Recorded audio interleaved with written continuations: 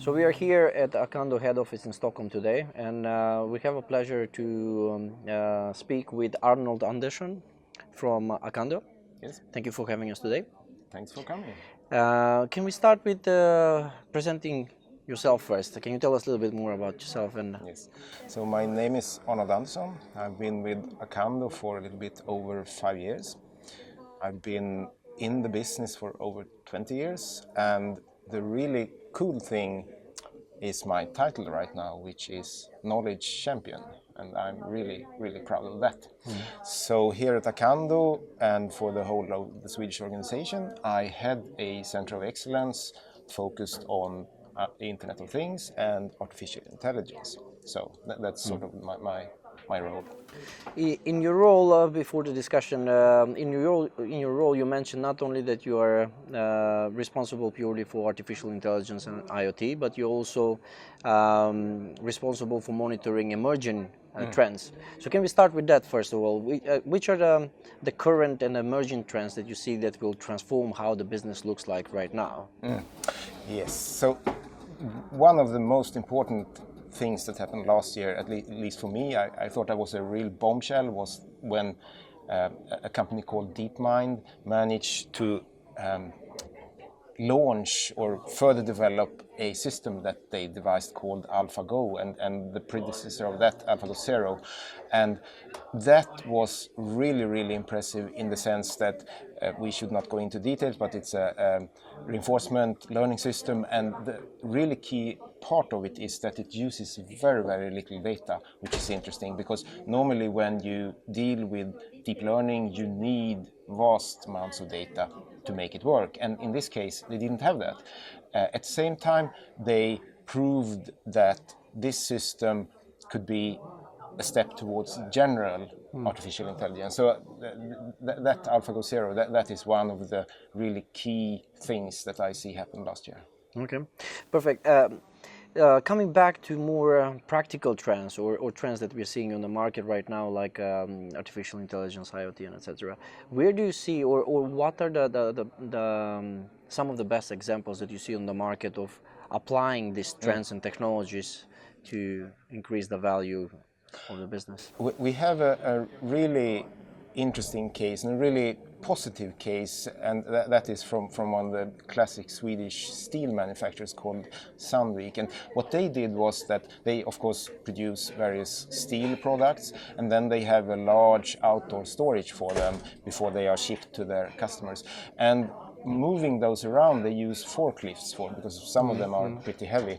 And what they did was to equip the forklifts with sensors, and then they had sort of in the cockpit a display showing the driver orders, and then the driver could accept an order, and then that person got directions. Where is this thing he's going to pick up, and where should it go? So it sort of increased the logistic flow in a really good way. And they of course collected all the telemetric, the positional data during that drive, and then for all the forklifts at that site. And what they saw was that in that data, besides sort of making it more efficient in the sense shortening the times, the drivers didn't have to drive around looking for things, they were directed. They could also find that from time to time the drivers would hit potholes, holes in the ground, and that is very bad if you are a forklift driver, because that could injure your spine.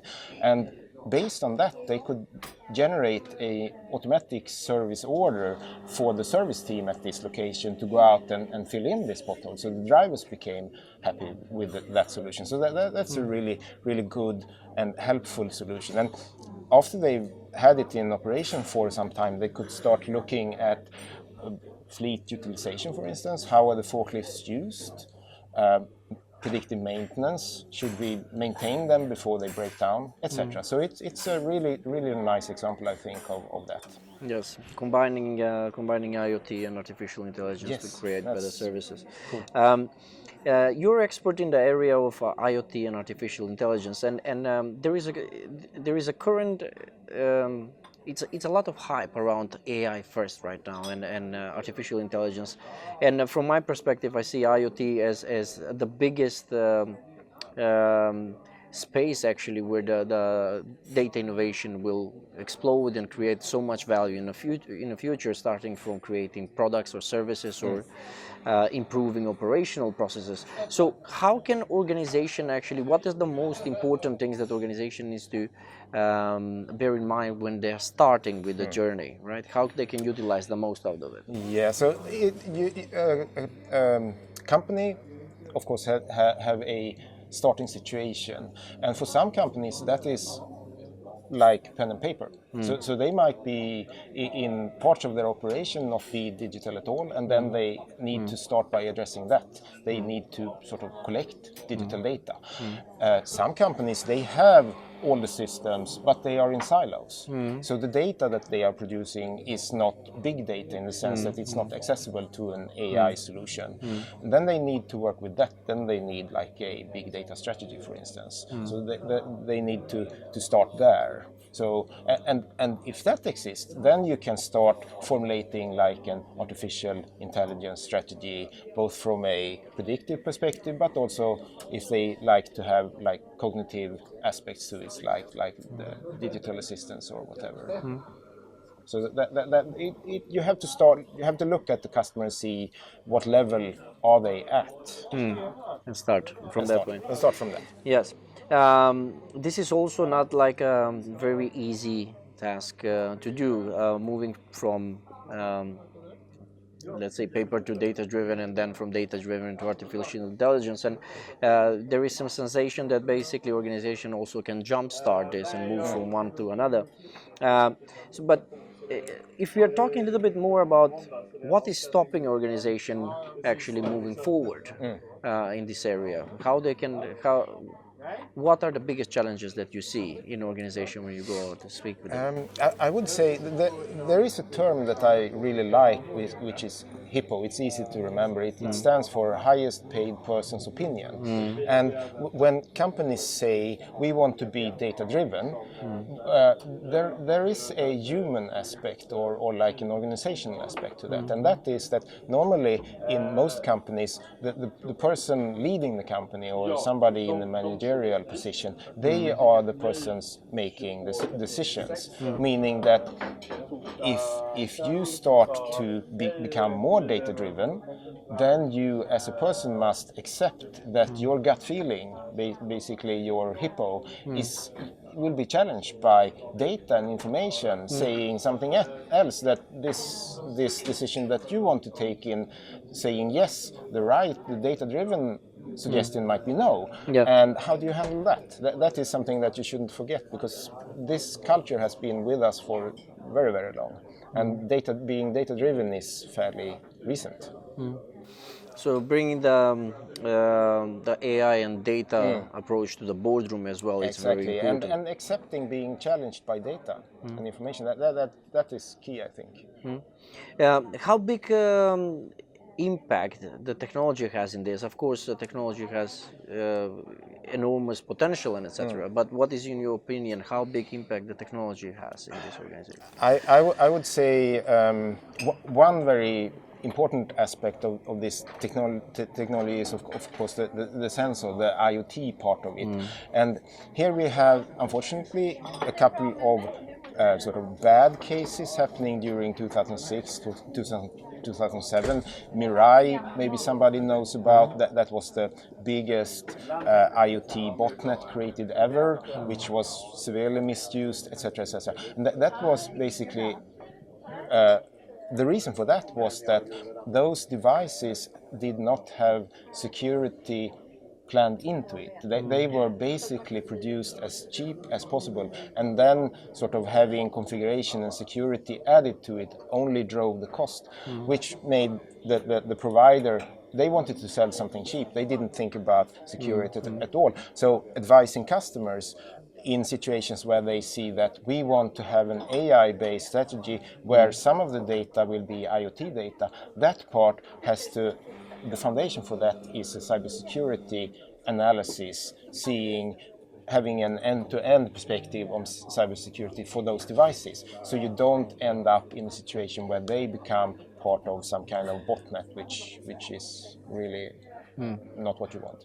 There are a lot of examples right now where artificial intelligence, machine learning, deep learning capabilities are used for, or are used to enhance the analytical processes in an organization or enable better decision making process. Yep. What is your thought on that? Are you seeing this as something that is a trend right now in organizations?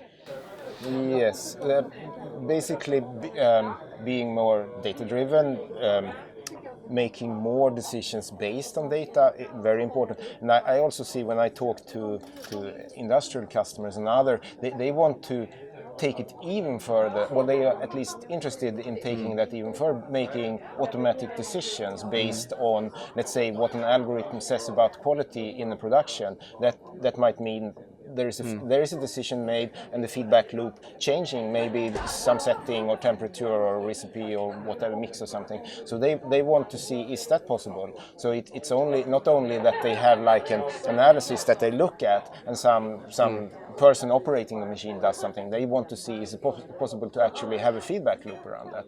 So that is one interesting thing. The other thing that I see is this trend towards moving the computation called IoT edge computing, where normally when we talk so far, most of the computation or analysis has happened in some kind of cloud setting. Here you might do a predictive model, train it, and sort of have it at maybe 90% prediction possibility, which is very good. And then you take that model and then you deploy it on the edge, basically where the data is collected. So you have sort of the analysis, the predictive work being done at the machine or sort of where the sensor is, and that is a very very interesting trend happening. It's very rare in these interviews that we get that part of the, which I think it's a very important part, the security. To finalize the interview, so what would be your, let's say, 3 to 5 recommendations for organizations that are just starting, embarking, being more digital, more data driven, more AI driven? One easy thing is to start defining, looking at possible proof of concept, small things, small iterations that you can try.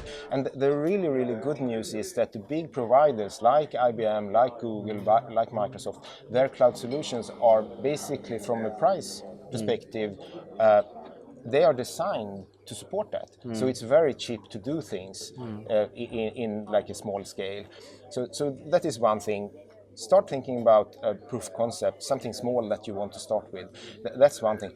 The other thing is collecting data. There is no reason not to collect data from a perspective that storing it is really, really cheap nowadays. So, and that said, why shouldn't you throw away data? Well, next year or 2 years in the future, you don't know what kind of analysis you want to do. So see data as an asset, as the new oil or electricity or whatever you want to call it, and treat it as such. So there is probably some really good insights to be found there. So don't throw it away. So that's another aspect. And then looking at organizations, set up some kind of awareness of, since the trends and the developments is happening so quickly, at least be informed. So you try to maybe set up some kind of information sharing center of excellence, something like that within your organization, supported maybe by Acando or another company. But that is another good suggestion, I think. Okay, thank you for today, and Thank you. looking forward to seeing you on Data Innovation Summit next week. Thank Yeah, you. thank you.